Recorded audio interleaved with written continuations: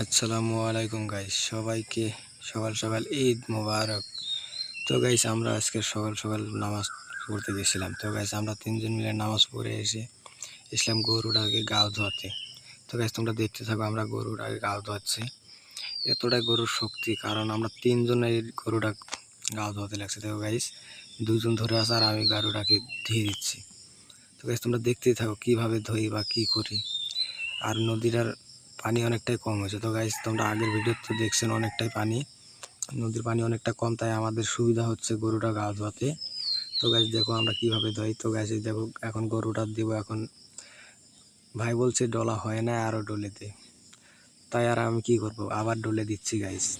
তো গাইস, আমি ডলে দিচ্ছি, তোমরা চ্যানেলটা সাবস্ক্রাইব নাও, এই স্ক্রিনে দেওয়া চ্যানেলটাতে সাবস্ক্রাইব করবেন। তো গাইস, আমি এখন গরুটা আবার লাত্তি দিতে চাই।